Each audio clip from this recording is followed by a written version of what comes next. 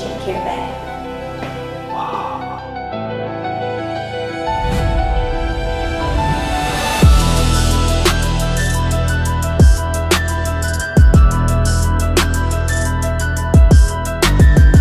It could happen in an hour while you're here. 200? One of our oldest patients we have here. So James, he was born in 1893. He was actually one of the main software developers of Bitcoin. Z nadzieją, że kiedyś znowu was ożywią. Dzisiejszy vlog nagrywam w bardzo nietypowym miejscu, niezwiązanym z przemocą i z gangami. Jest to miejsce bezpośrednio związane z życiem i śmiercią. Zostałem zaproszony tutaj przez firmę, która zajmuje się zamrażaniem ciał i jest ze mną kobieta, która oprowadzi mnie dzisiaj po całym instytucie. My name is Amaya. I work here at Alcor as a personal assistant to the CEO, and today I'll be giving the tour. Great. Can you tell me a little bit more about this place? So Alcor, we specialize first and foremost in the preservation of human beings. Why is that? Because hopefully in the future we hope to restore the bodies back to perfect health, and we think of Alcor not as a resurrection or a revival. It's not a religion or a philosophy. This is a research facility in which we use it as a medical intervention to possibly cure what people died from nowadays. Right. All right. Welcome to Alcor. This is our admin section over here where basically we begin our tour. If you follow me this way. So Alcor started in 1972. We moved here though in 1994. We started in California, but Arizona just happens to be a natural disaster sweet spot, right? So if you look here, here's our membership wall. We have, these always tend to be crooked. Okay. We have our membership wall here, and we basically memorialize our patients because they chose to do this long-term science experiment here. And you're donating your body to science, basically, when you come to Alcor. And the reason for that is because we know that the possibility of this could be small, but it's still a chance for people. But here's some of our notable members. First, we have Hal Finney here. He was actually one of the main software developers of Bitcoin. He received the first transaction of Bitcoin ever. So a lot of people who are into Bitcoin love him. So Duhong is one of our only Chinese patients. We do have Chinese people here, but she's the only person who we retrieved from China. China will not let us go into their country because once they found out we retrieved Duhong, they said, nope, we want our own cryonics facility. So only China and France are the only places we cannot go into. Right. But Duhong was very famous, and sometimes we have Chinese citizens come and visit her. And then we have Richard Jones here, who has an Emmy. He won an Emmy from the Carol Burnett show, so that was really cool. He donated that here. Okay. This is the only person so young here. Yes. I thought you have only adults, no children. So we do have children. I mean, you never know what age people are going to pass or die. Madeline is our youngest patient. She was 2 years old when she ended up being cryopreserved because she had a rare brain cancer, and her parents were brain surgeons themselves and thought this is the best possible chance of hope that they have for her. And if you know, she actually has a Netflix documentary about her called Hope Frozen, and it's very sad. It's very touching though, but Madeline is our youngest, and we have a lot of respect for her parents. And they actually took some of her brain cells that she had, and they're doing research on it now to see if they could cure her brain cancer. Yep. So we have over 122 pets. We have cats, dogs, chinchillas, Reese's monkey, a box turtle, you name it. We have all sorts of pets here. But obviously you have to be a member first before you sign up your pet as well. But you have to be a member first because there'd honestly be no point of having the pet be restored and then they have no owner, because who would they go to? Right? So you have to be a member first so that your pet could have a companion when they possibly be restored, right? But that's the whole premise of Alcor, is basically that we're trying to maintain the brain structures and brain chemistry when you die. You have up to 6 hours of cell viability when you die. And so it's like we're trying to capture you and preserve that right when you die. And even for pets too, same thing. So I told you Fred Chamberlain and Linda Chamberlain founded it. Fred Chamberlain here, he was a jet propulsion engineer at NASA. So he was basically trying to work on how to keep the jets very hot. What are we doing at Alcor? We're preserving individuals. So he reverse engineered it and made the dewars, that's what the capsules are, the people are kept in. He made the dewars extremely cold. So that's his background at NASA helped him with making Alcor. And on top of that, right, NASA deals with space. Alcor is actually named after a star, a binary star system in the Big Dipper. So it kind of has a whole visionary goal to it. And then this is Fred Chamberlain Jr. This is Fred's father here. He was our first patient we ever crowd preserved in 1976. Oh. Yeah, so he was the first one. And then this here is Linda's mother. She was crowd preserved a little bit later, but you can see here that Linda, all of Linda's family is here right now. Linda's 80 years old right now, and she still works here to this day. So, really? Yes, she is sharp as can be. Okay. Yeah, she's a lovely lady. So she knows which of her family members are in every doer, and yeah, they're just waiting for her. The family members sometimes visit your place? Yes, they do. Yeah. So we're trying to make it, as time goes on, you know, Alcor is a nonprofit. It works and it's funded by donors pretty much. So eventually the hope is to make this place a little bit more warm and inviting, because people do come to memorialize and celebrate their family members, and it's still, for lack of better terms, it's a little cold here sometimes. Okay, so, you know, right. Yeah, but people do come and visit, and it definitely familiarizes you with the concept. Okay, probably most of people would like to know what the cost involved. Right, so most people think this is just for rich people. It is not. Your average Joe comes here all the time. The cost, so we do a full body or a neuro, which a neuro is just your head and the base of your, or the beginning of your spine. But a neuro is $80,000, while a full body is $220,000. And if you live out of state or out of the country, it kind of varies in cost a little bit more. But in doing so, most people fund this through life insurance. So it's not only millionaires and billionaires who are able to afford this. People's life insurance makes them be able to afford it, and a lot of people sign up that way. So life insurance covers this service? Yes, really? It covers the whole thing. Wow. Yeah, so you mentioned $80,000. Mm-hmm. This is one-off payment? Mm-hmm. So it's not just one payment. I mean, you could choose to pay it right off, but we also have membership dues on top of that. So that's basically to keep the lights going and to keep everything running. So you have dues, which is an age-based thing. Okay. And then the $80,000, as you're paying your life insurance, right? You pay your life insurance either yearly or monthly, whatever you can afford. And then as you keep paying it off, eventually it should reach the maximum point of funding for Alcor. Yeah. Right. Mm-hmm. Okay. And what's the cost for pets?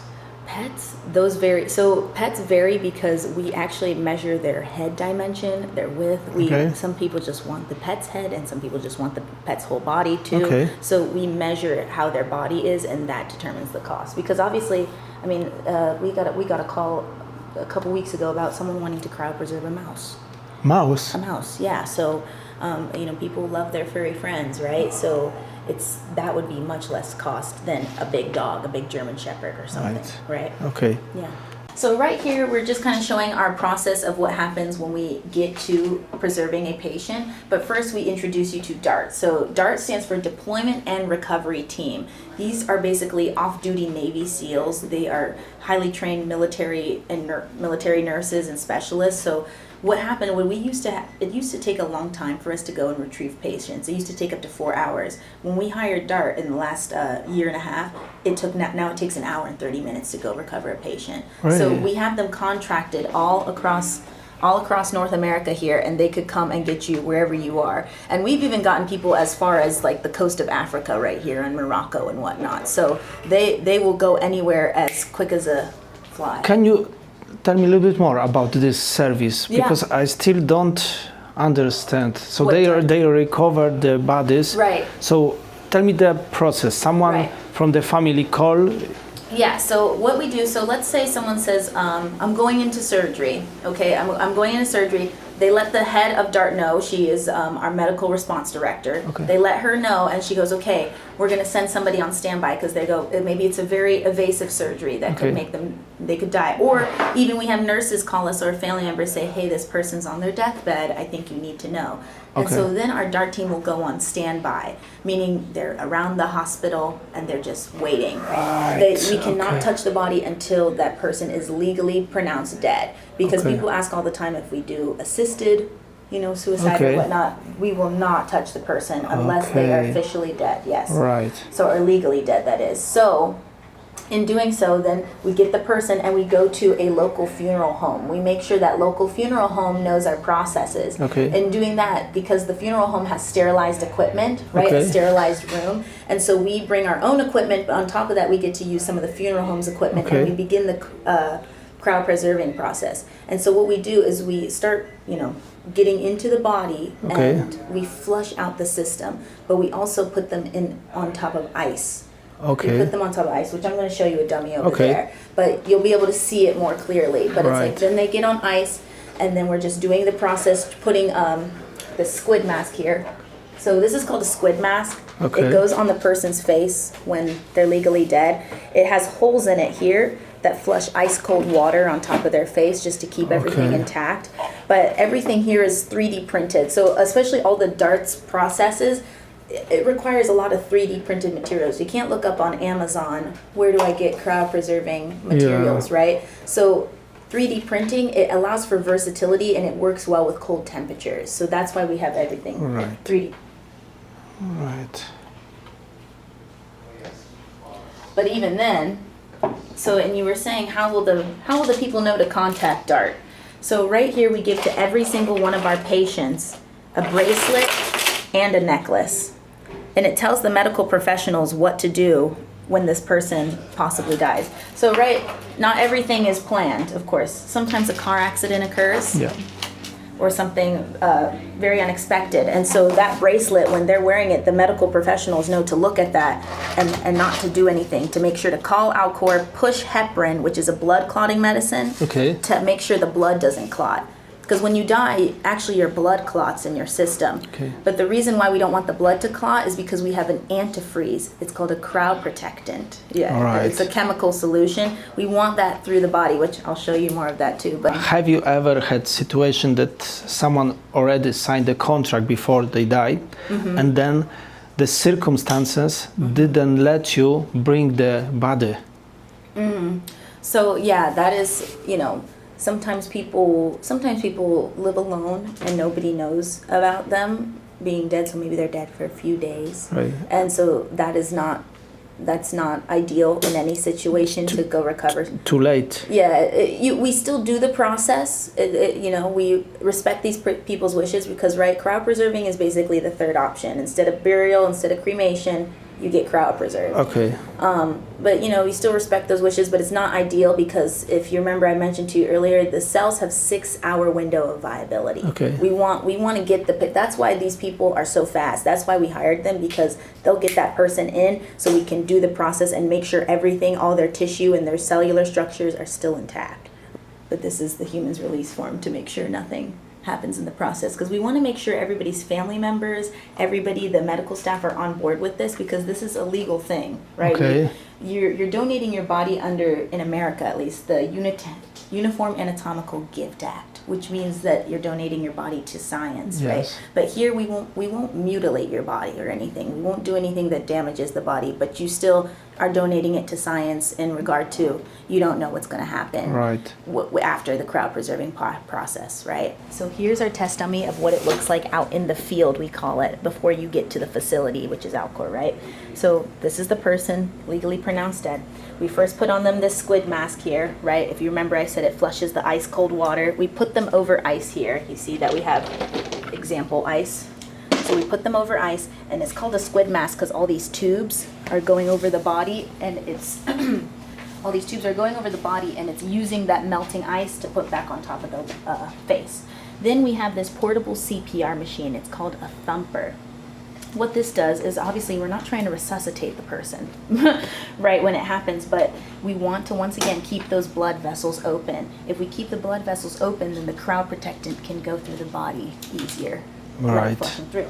And then we also intubate them with oxygen. Once again, it helps with any ischemic damage, or not trying to resuscitate them, but the oxygen, it helps the body keep intact, just stay strong, right? When did you have last client? When was our last patient? Very recently. I think last week, actually. Last week? Last week or 2 weeks ago, yeah. So the funny thing is through the summertime, we barely get any patients. People hold out through the summertime, and then once the fall and the winter comes through the holiday season, a lot of people start to actually go and die. So we don't know why, but yeah, through the summertime here, it was very quiet. Very quiet. Okay. As you could see, eventually another patient will come in probably today or tomorrow. So, really? Yeah, and it'll be a whole day process. Like when a patient comes in. Is here any famous person who you can tell about?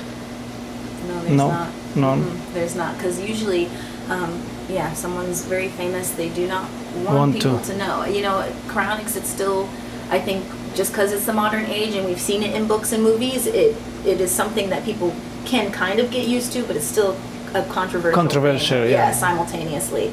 And I think a part of that plays in that we're not trying to play God, and I think a lot of people want to think we are, but that's not the point of what Alcor wants to do. Is playing God there's no point of that, because if God does not want this to happen, it will not happen. Point blank, really, right? Yeah. If we don't have the science to do this, if we don't have the chemicals and the materials and the literal nature to do it, it will not happen. But if it's possible, then it's possible. So right, and people thought people were crazy when they did a heart transplant. You're going to do a heart transplant? That's blasphemous. You're going to bring someone back now. And I think the first heart transplant guy, he lived for maybe a day, right? But now people have heart transplants and they live on, right? Yeah. Or think about a defibrillator when people get shocked back to life. You're going to do that? That's bringing back someone. Now it's not. Now it's considered a medical intervention. It's science. Yes. No, that's possible because you are charged by electrical pulses. Yeah. So that's how we think of it here. It's not playing God. It's an intervention. In these buckets here, in these little cups, and then our engineers, they made this. All of our inventions are in-house. They're just seriously spectacular people. But they make this. It's something to see when it turns on. I wish I could explain it in depth, really. Okay. But the kidneys go in here, and this is the cryoprotectant. And they start flushing out the kidney and whatnot. Right. Yeah. So complicated mechanism. Oh, it's extremely complicated. Yeah. This here is our liquid gold cryoprotectant. You can hold it too. Feel how cold that is. Yes. Oh my God. Yeah. And it's not even frozen. Tell me a little bit more about this liquid. The liquid gold. So M22 or antifreeze. Okay. So, you know when you get a cut, and if it's too cold, you can get back, but you know when you get a cut, like you put Aquaphor on it or something, you put healing ointment. Some of the same chemicals that are in healing ointment are in this. So yes, there's chemicals in it, but it's not poison, not even close to poison. It's literally, there's chemicals in this. Yeah, it's way too cold. That stuff is super awesome. Okay. But it's about $5,000 per bag. Really? Yeah, it's very expensive. That's why it's our liquid gold. But basically, the chemicals that are in there, you see them in healing ointment. Well, why? Healing ointment, it's known to heal because it can go past the cell membranes. Okay. That's why. That gets into the cell membrane. That's how it makes everything glass-like. That's how it just heals everything, right? So we're not putting poison into your body. No, it's not like water, because, water makes ice, but I digress. So you put this through the veins, yes? So we put it through the carotid arteries right here, right? And so we have either a neuro or a full body, like I mentioned, but most of the time it still goes through the carotid to get through. And I think we do something right here, too, in the wrist, just to get it through the body. Have you seen the process yourself? I have personally not seen the process. You know, I just think it takes time to kind of work yourself up to that. As you can see, our lab does not always look like this, but a cryopreservation is going to happen very soon. Wow. So that must mean someone is on standby. That means our team is waiting for this person, and then they'll be rushed to the facility. Now, this could happen, it could happen in an hour while you're here. It could happen after hours at 7 p.m., or what our engineers and our DART team, they feel deeply is sometimes it happens at 3 in the morning, and they get called into work, and they better start the process. So it seems to be like, you know, you're waiting like someone is giving a birth. The same, they're waiting for the child. Oh goodness gracious, it might. I just compare. Right, it might be, you know, birth and death might be simultaneous at the same time. They're kind of similar, maybe. Oh gosh, a new thing, huh? It's very special for you to see this. People don't, really? Yeah, people do not. They literally do not. I'm see this. Always lucky. I'm always at the right time and the right place. You really are. I can tell. Okay, so explain me a little bit more why this is so special day now. Well, I mean, it's sad because someone is dying. I Yes, always feel, yeah. I always feel for that. You don't know who? I don't know who. I could know. I mean, I work in membership. I'm also the personal assistant. If I'm honest, I got 5 roles on my one role. Let's be honest. So you saw that crowd protectant, the liquid gold, M22. Got to give it context. Yeah. So it was like liquid, right? But the thing is, eventually, it'll turn to honey when we put it through people's veins. So while we're flushing out someone's system, flushing them out of the blood and the water in their system, then we're introducing the crowd protectant. But slowly, in small increments, it's water and crowd protectant. And then eventually, it'll get like really thick through the process because this is like a dialysis machine here.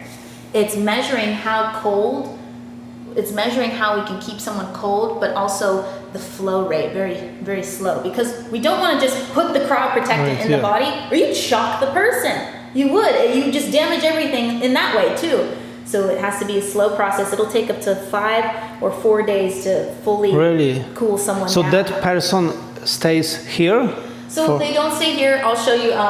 So they don't stay here. This is our CT scanner that is really, the scientists are like head over heels for, because they can scan the person before and after the process. To see if everything is filled. Yes, so every time we crowd preserve someone, every time the process should get better. We even have a video camera behind that. I know the camera can't see, but it's a very graphic process, you could probably imagine, but you have to keep record of it for the future, and just in any case, you have to keep record, because what we're doing here is very niche. Right.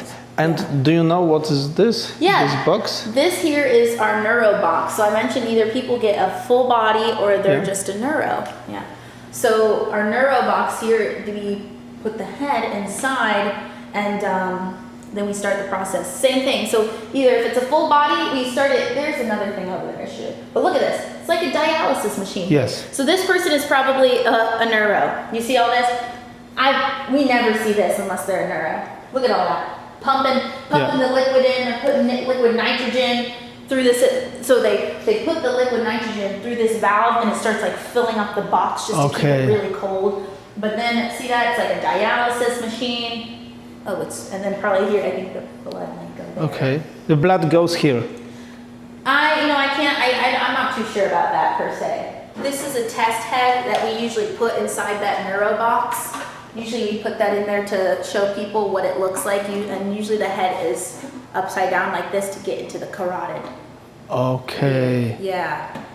So I know that is something, but I don't even know where to put them. So first you put the body here. Right, so this is the ice bath. So how we know today it's not a full body is because all that's set up today. But if it was a full body, then all that would be hooked up to here, with this including. All of that would have this situation, and this is where the process would start. But since it's a full body, and we also, we measure, everything has to be automated. So I mentioned our DART team, the Navy SEALs, they are quick, but they don't want to measure everything out. Okay. The scientists, they want to measure everything. They go, you need to know what was their body temperature at this time. And so what we've done is automate the process. So these go into the person's body. Okay. Here, and it helps measure what's going on inside their body. Right. Because if let's say we're introducing the crowd protectant too fast, we shouldn't be, but it could happen, right? That will tell us, okay, slow down. Okay, wow. Right? Or if we're going too slow, like, hey, you need to keep making sure this person's getting preserved right, then it'll beep, beep, beep. Right. So everything's automated. Swoją głowę możecie tutaj oddać kiedyś, z nadzieją, że kiedyś znowu was ożywią. Jak myślicie, jest to możliwe? This here is the patient care bag. Wow. Yep. Where we have over 250 patients in here. 250? 250 people. In all these capsules? In all these capsules, yep. But how many people are in one capsule? So in these ones, this is a Bigfoot, our older model. There's 4 people in there. 4, okay. Super doer. This was our newer model. 12 people 12 can go in there. Inside. Yep. Wow. They're all. So how many capsules do you have? I don't know how many capsules we have. I just know how many people, right? 250 plus. We even have storage space back there that you can't see. Can we get inside or not? We could. This is our newest model called the Super Doer. 12 people. 12 people inside. Can I see? Yeah. Right, so everyone is in smaller capsule. Mm-hmm. Right. Yep. Can you take one of the capsules? Out of here? I haven't even done that yet. No? Oh, they're very... They are all like... They're very compact. See how perfectly they fit. Okay. They fit so perfectly inside. Słuchajcie, to jest coś niesamowitego. Ja nigdy w życiu nie widziałem czegoś takiego. To naprawdę daje dużo do myślenia o życiu i śmierci. This is amazing to see. Okay, and what's that? This here is an example of what it looks like when our patients are inside of the doers. So what we do is we put them on this backboard to help lower them in. And if you notice, for some odd reason, they're vampire style, we call it. They're upside down. So you usually think in the movies everybody's upright and just naked. Yes.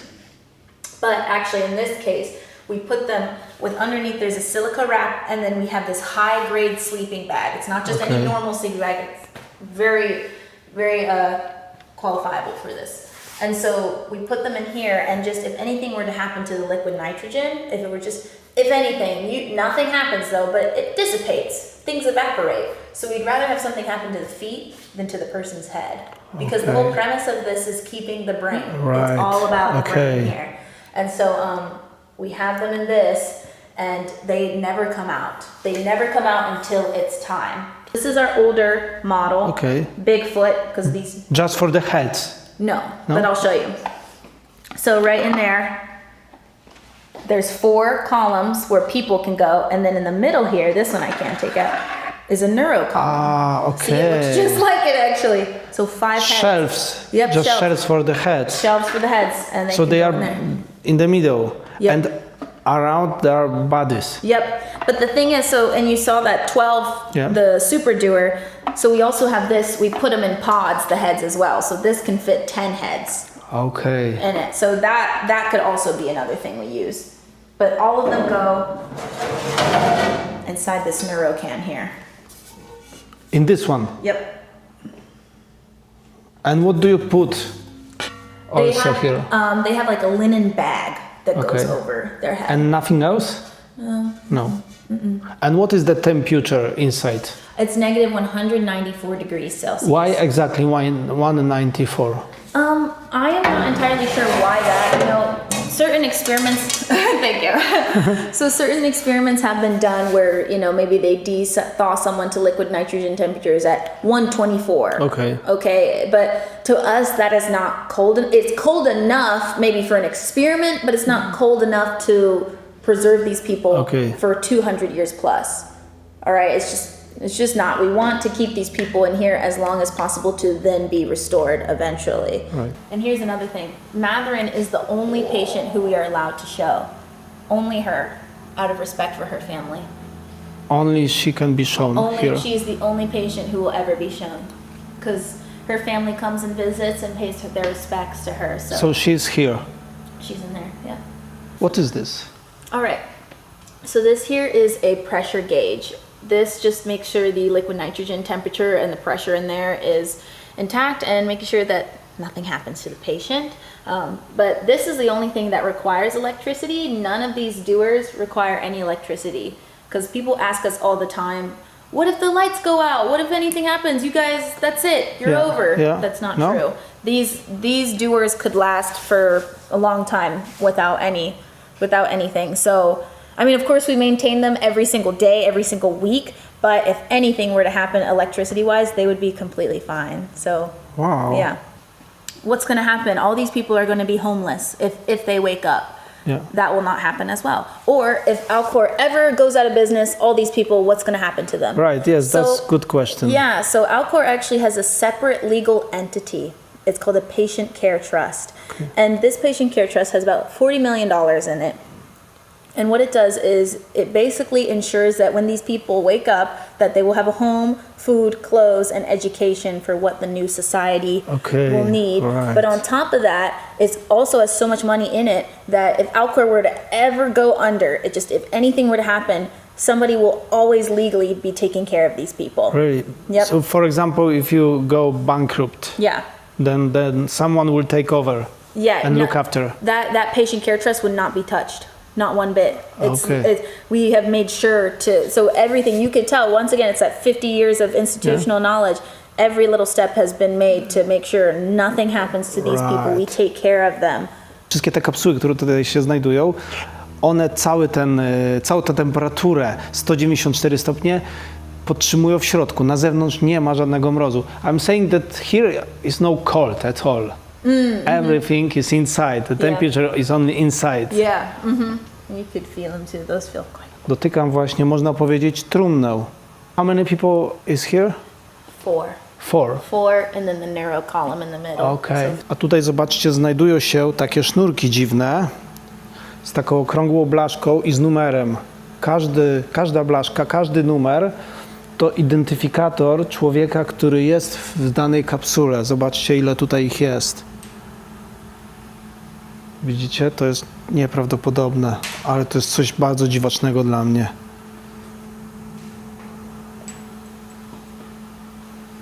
Tutaj znajdują się kapsuły zwierząt. How many pets in each capsule? I believe it's only one. Only one. Only one or a couple. Yeah, not many. It's called the Life Extension Foundation. We're trying to extend life. We're not trying to attempt a God-given concept of immortality. We're not trying to play God and go against nature's laws, but we've seen in nature and in many cases that freezing things at ultra cold temperatures can lead to a discovery that life can still be alive. Life can still go on. Kiedy patrzę na to miejsce, zaczynam myśleć o ludziach znajdujących się w tych kapsułach. Każda kapsuła to decyzja zatrzymana w czasie, a najbardziej poruszyło mnie zdjęcie dziecka, którego rodzice, kierując się miłością i nadzieją, podjęli tak desperacki krok. Zostaje tylko pytanie, czy to jest realna szansa, czy jedynie potrzeba wiary.